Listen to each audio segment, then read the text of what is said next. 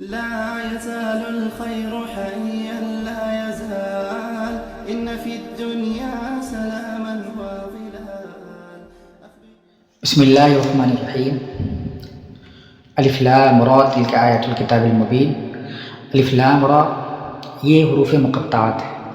اس کا علم صرف اللہ کو اور اللہ کے نبی صلی اللہ علیہ وسلم کو ہی پتہ ہے، یعنی دونوں کے درمیان راز ہے. اور دوسرا مفہوم یہ ہے کہ اللہ رب العزت نے قرآن کریم کے بہت ساری صورتوں کے شروع میں حروف مقطعات لے کر کے آئے ہیں، جس کا علم، جس کا راز صرف محمد رسول اللہ اور اللہ کے بیچ میں ہے. یہ سورہ بقرہ کے اندر آیا الف لام میم. یہ حروف مقطعات ہیں. یہ دراصل اہل عرب کو مخاطب کیا گیا کہ وہ عربی جانتے تھے، عربی پر ان کو مکمل عبور حاصل تھا، مہارت تھی ان کو، تو وہ گھمنڈ کرتے تھے اپنے عربی کو لے کر کے کہ ہمارے سامنے کوئی بھی کلام پیش کر دیا جائے ہم اس کا ترجمہ کر دیں گے، ہم اس کو یہ کر دیں گے. یعنی ان کے سامنے کوئی ٹکتا نہیں تھا. اللہ رب العزت کا کلام الف لام میم جیسے نازل ہوا اور یہ کہہ دیا گیا اس کی کوئی معنی نہیں ہے، تو ان کے سامنے ایک چیلنج ہو گیا کہ ایسا کون سا کلام دنیا کے اندر نازل ہو گیا کہ جس کا کوئی مفہوم ہی نہیں، جس کا کوئی معنی ہی نہیں. تو ان کے دل و دماغ پر ایک تردد طاری ہوا، ایک شک پیدا ہو گیا، ذہن کے اندر عدم اطمینان پیدا ہوا کہ ہو سکتا ہو کہ ایسا مفہوم ایسا قرآن کریم کے اندر آیا ہو اور آگے قرآن کریم کے اندر بہت سارے قصے ایسے ہو جو بیان کر دیے گئے ہوں ایسے ہی، اس کا کسی کو علم نہ ہو. یعنی ہوتا نا کہ کوئی ایسی چیز جو واقعاتی ہو، جو تاریخی ہو، بس ایسے ہی بیان کر دی گئی ہو، اس میں شک کی گنجائش باقی رہ گئی ہو. لیکن اللہ رب العزت نے آگے ارشاد فرما دیا ذالک الکتاب لا ریب فیہ. خبردار اگر تمہارے دل میں یہ خیال پیدا ہو رہا ہے کہ اس کے اندر واقعات بیان ہوئے ہیں، قصے بیان کیے گئے ہیں، سب کچھ بیان کیے گئے ہیں، بس ایسے ہی بیان کر دیے گئے ہیں، تو تم اس بات کو جان لو کہ یہ وہ کتاب ہے جس میں کوئی شک و تردد کی گنجائش نہیں ہے. یہ اپنے کانوں پر تم بٹھا لو، اپنے ذہن کے اندر اس بات کو ڈال لو،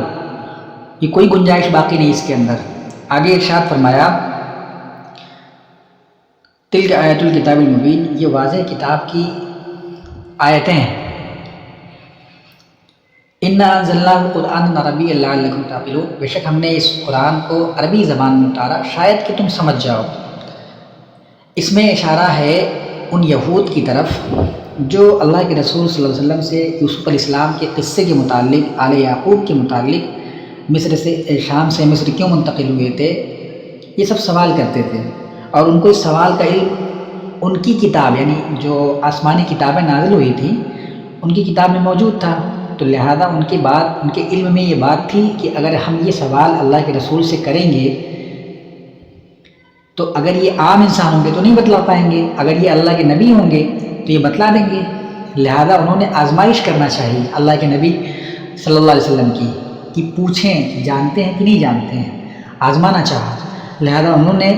اللہ رب العزت نے قرآن کریم کے اندر واضح فرمایا کہ ہم نے اس قرآن کو عربی زبان میں نازل کیا شاید کہ تم سمجھ جاؤ.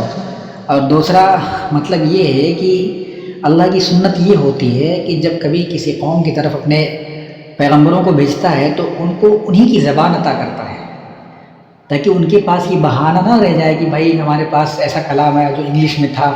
جو فارسی میں تھا، جو ایرانی میں تھا اور ہم جانتے عربی ہیں. لہذا اللہ رب العزت کی یہ سنت ہوا کرتی ہے کہ جب کبھی بھی کسی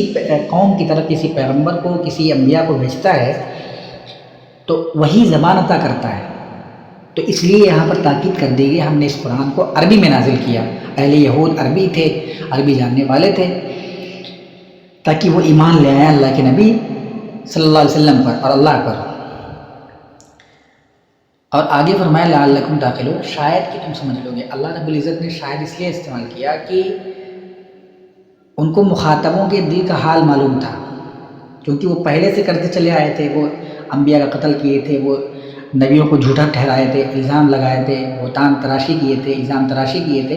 تو اللہ کو یہ معلوم تھا کہ ان پر حقانیت واضح ہو جائے گی، یہ جان لیں گے کہ اللہ کے رسول ہی اللہ کے نبی ہیں، جو یہ محمد رسول اللہ صلی اللہ علیہ وسلم ہیں یہی اللہ کے نبی ہے. تب بھی یہ ایمان لائیں نہ لائیں کوئی بھروسہ نہیں ان کا.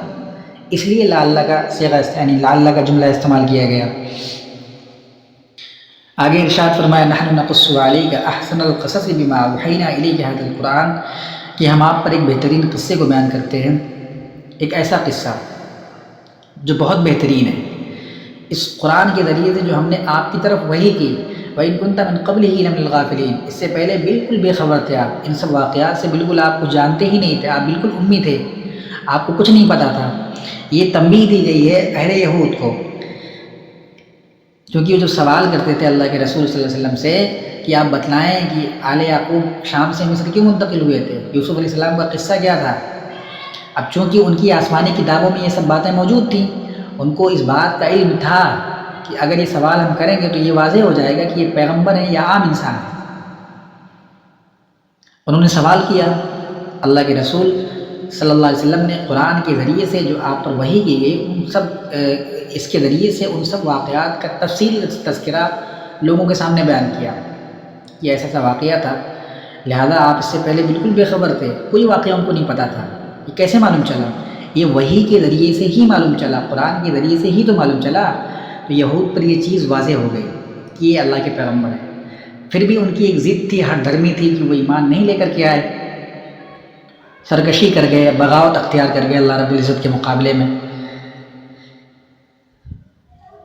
اور اللہ کے رسول صلی اللہ علیہ وسلم اس سے پہلے نہ کسی تاریخ کا مطالعہ کرتے تھے، نہ ان کا کوئی معلم تھا اس دنیا کے اندر۔ ایک سوال یہ بھی ہے کہ اس دنیا کے اندر جو ہے اللہ کے رسول صلی اللہ علیہ وسلم کا کوئی معلم نہیں، کوئی استاد نہیں ہے، یعنی ایک انفارمیٹیو بات ہے، یہ سوال نہیں ہے۔ آگے آیت ہے اذ قال یوسف لأبیہ یا ابت انی رأیت احد عشر کوکبا والشمس والقمر رأیتہم لی ساجدین، جب انہوں نے یوسف علیہ السلام نے اپنے والد صاحب سے کہا کہ اے والد ابو جان، کہ میں نے خواب کے اندر 11 ستارے، سورج اور چاند کو دیکھا جو میرے حضور سجدہ کر رہے ہیں، جو مجھے سجدہ کر رہے ہیں۔ تو اس خواب کی تعبیر عبداللہ ابن عباس رضی اللہ تعالیٰ عنہ نے فرمایا کہ 11 ستاروں سے مراد ان کے بھائی تھے، اور سورج سے مراد ان کے والد صاحب تھے، اور چاند سے مراد ان کی والدہ تھی۔ اس سے بات واضح ہو گئی کہ عبداللہ بن عباس رضی اللہ تعالیٰ عنہ خواب کی تعبیر بیان کرتے تھے۔ تو جہاں کہیں بھی حدیث کے اندر خواب کی تعبیر اگر بیان کرنے کے تعلق سے بات آتی ہے تو ان کی سند لی جاتی ہے، ان کی بات معتبر رکھی جاتی ہے کہ یہ تعبیر کے یعنی فن تعبیر کے ماہر تھے۔ اور قرآن کریم کی جو سب سے پہلی تفسیر ہے قرطبی کہ حضرت یوسف علیہ السلام کی والدہ جو ہے، ایک سوال، ایک اعتراض یہاں پیدا ہوگا کہ اس وقت یوسف علیہ السلام کی والدہ وفات پا چکی تھی، یعنی یہ جو قصہ ہوا تھا سارا کا سارا، اس سے پہلے ان کی والدہ وفات پا چکی تھی، تو خواب کی تعبیر میں چاند سے مراد ان کی والدہ کو لینا کیسے ممکن ہو سکتا ہے؟ تو اس کے جواب میں وہی جو سب سے پہلی تفسیر 350 سال کے بعد لکھی گئی تھی آپ صلی اللہ علیہ وسلم کے زمانے کے بعد سے، اس میں لکھا گیا ہے کہ اگرچہ ان کی والدہ وفات پا چکی تھیں لیکن ان کی خالہ جان حضرت یوسف علیہ السلام کے والد کی زوجیت میں آ چکی تھیں، تو عرفاً خالہ کو ماہی کے درجے میں رکھا جاتا ہے، لہذا یہ اشکال کا کوئی جائے اشکال نہیں ہے، جائے اعتراض نہیں ہے۔ آگے ارشاد فرمایا قال یا بنی لا تقصص رؤیاک علی اخوتک فیکیدوا لک کیدا ان الشیطان للانسان عدو مبین، یعنی یوسف علیہ السلام کے والد نے کہا کہ اے بیٹے تم اپنا خواب اپنے بھائیوں سے نہ کہنا، نہ بیان کرنا، ایسا نہ ہو کہ یہ خواب سن کر کے تمہاری شان کو معلوم کر لیں اور تمہیں ہلاک کرنے کی تدبیر اختیار کرنے لگیں۔ اور جو شیطان ہے وہ انسان کا کھلا ہوا دشمن ہے، یہ دونوں کا ربط اس لیے ہے کہ جب تمہاری عظمت کو جانیں گے تو ان کے دل کے اندر ایک حسد پیدا ہوگی، اور جیسے حسد پیدا ہوگی وسوسے کی شکل میں شیطان ڈالے گا ان کے اندر۔ تو قرآن کریم کے اندر ہے لا تتبعوا خطوات الشیطان، کہ شیطان کا کوئی ایک طرق نہیں ہے کہ ایک طریقہ ہے وسوسے کے ذریعے سے بہکاتا ہے یا ورغلاتا ہے یا انسان کو تعلیم سے روکتا ہے یا نماز سے روکتا ہے یا دین سے روکتا ہے، بلکہ اس کے بہت سارے طریقے ہیں خطوات الشیطان۔ تو ان میں سے ایک طریقہ حسد کا ہے، وسوسے کا ہے، برے وسوسے کا طریقہ اس کا ہے کہ وہ جب ڈالتا ہے دلوں کے اندر تو انسان بہت کچھ کر جاتا ہے، اس سے گناہ کے قریب ہو جاتا ہے بہت سارے۔ لہذا انہوں نے یہ تنبیہ دے دی کہ اس خواب کو اپنے بھائیوں کے ذریعے بھائیوں کے سامنے بیان نہ کرنا، کیونکہ اس خواب کی جو تعبیر ہے بہت اچھی ہے، بہت بڑی ہے، عظمت کو بیان کرتی ہے، لہذا اس خواب کو اپنے بھائیوں کے سامنے بیان نہ کرنا، عنقریب ہو سکتا ہے تمہیں ہلاک کر دیں وہ۔ بھی یہاں پر جو ہے خوابوں کے تعلق سے کچھ چند مسائل ہیں، میں حدیث کی روشنی میں اور قرآن کی روشنی میں انشاءاللہ اگلی نشست میں بیان کر دوں گا، ٹھیک ہے نا۔ بہت سارے جو خوابوں کے تعلق سے لوگ دیکھتے ہیں، کئی طرح کے خواب دیکھتے ہیں، تو حدیثوں کے اندر قرآن کریم کے اندر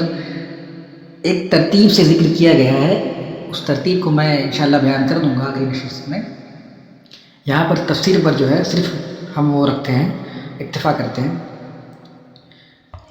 آگے ارشاد فرمایا وَكَذَلِكَ يَجْتَبِيكَ رَبُّكَ وَيُعَلِّمُكَ مِن تَأْوِيلِ الْأَحَادِيثِ، کہ اللہ رب العزت عنقریب جو ہے تم پر یعنی تم کو جو ہے انتخاب فرمائے گا۔ وَيُعَلِّمُكَ مِن تَأْوِيلِ الْأَحَادِيثِ،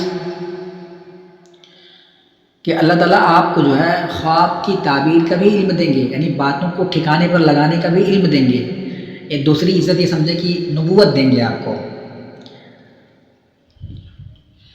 تو اللہ رب العزت وَكَذَلِكَ يَجْتَبِيكَ رَبُّكَ، یعنی اللہ تعالیٰ اپنے انعامات اور احسانات کے لیے تمہارا انتخاب فرمائیں گے، اور آگے یہی ہوا جس کا ظہور جو ہے ملک مصر میں حکومت اور عزت و دولت ملنے سے ہوا آگے چل کر کے۔ وَيُعَلِّمُكَ مِن تَأْوِيلِ الْأَحَادِيثِ، اس میں احادیث سے مراد لوگوں کو جو ہے جو خواب ہیں، یعنی معنی یہ ہے کہ اللہ تعالیٰ آپ کو خواب کا علم سکھائیں گے۔ فن تعبیر مستقل فن ہے جو اللہ تعالیٰ کسی کو عطا فرما دیتے ہیں، ہر شخص اس کا اہل نہیں ہے، لہذا کہتے ہیں نا خواب کو حدیث کے اندر کثرت سے تاکید کی گئی ہے، خواب کو ہر کسی کے سامنے بیان نہیں کرنا چاہیے، ہر کسی انسان کے سامنے بیان نہیں کرنا چاہیے کہ یہ میرا خواب ہے۔ تو وہ اللہ کے رسول صلی اللہ علیہ وسلم نے فرمایا کہ جس انسان سے بیان کر رہے ہو سکتا ہے اس کا اہل نہ ہو اور تمہارا خواب اسی کے مزاج سچا ہو جائے، کہیں تم نے برا خواب دیکھا اس کو بیان کر دیا، اسی کی طرح تمہارا خواب سچا ہو جائے، لہذا خواب کو بیان کرنے سے گریز کرنا چاہیے ہر کسی کے سامنے، صرف فن تعبیر کے سامنے، مستقل آدمی کے سامنے، مستقل عالم کے سامنے، اور کوئی ایسے انسان کے سامنے جو اس کا اہل ہو، یا دوست و احباب کے سامنے جو اس کا خیر خواہ ہو، اس کے سامنے بیان کر سکتے ہیں، ہر کسی کے سامنے خواب کو نہ بیان کرے۔ اور دوسری چیز یہ ہے کہ خواب کی تعبیر ضروری نہیں کہ ایک مہینے کے اندر، 4 دن کے اندر، 5 دن کے اندر سچی ہو جائے، جیسے قرآن کریم کے اندر ہے کہ یوسف علیہ السلام نے خواب دیکھا بچپن میں اور سچا کب ہوا؟ 40 سال کے بعد۔ تو اس سے یہ بات واضح ہو گئی کہ خوابوں کے سچے ہونے میں ایک اچھا اور ایک لمبا طویل مدت لگ سکتا ہے اس سے سچا ہونے میں، لہذا اس سے ایسا گھبرانا نہیں چاہیے کہ یہ خواب کب سچا ہوگا اگر کسی نے تعبیر بتلا بھی دی تو۔ پہلا وعدہ فرمایا وَكَذَلِكَ يَجْتَبِيكَ رَبُّكَ، دوسرا وعدہ فرمایا وَيُعَلِّمُكَ مِن تَأْوِيلِ الْأَحَادِيثِ، تیسرا وعدہ فرمایا وَيُتِمُّ نِعْمَتَهُ عَلَيْكَ، یعنی اللہ تعالیٰ تم پر اپنی نعمتوں کو تمام کر دیں گے، پوری کر دیں گے۔ اس میں نبوت کی طرف اشارہ ہے۔ آگے فرمایا کما اتمها علی ابویک من قبل ابراہیم و اسحاق، جس طرح ہم اپنی نعمت یعنی نبوت کو تمہارے باپ داداؤں پر یعنی ابراہیم علیہ السلام اور اسحاق علیہ السلام پر پورا کیا نبوت کو، اسی طرح میں آپ پر بھی اس کو مکمل کروں گا۔ یہاں پر ایک اہم بات یہ بتلا دوں کہ یہ ایسے نبی ہیں جن کے والد صاحب بھی، دادا بھی، اور ان کے خاندان نبوت جو ایک سلسلہ چلا تھا، باپ بھی، دادا بھی اور پردادا بھی نبی تھے۔ تو یہاں پر یہ یوسف علیہ السلام کے بارے میں ہے۔ اور آخر آیت میں فرمایا ان ربک علیم حکیم، تمہارا پروردگار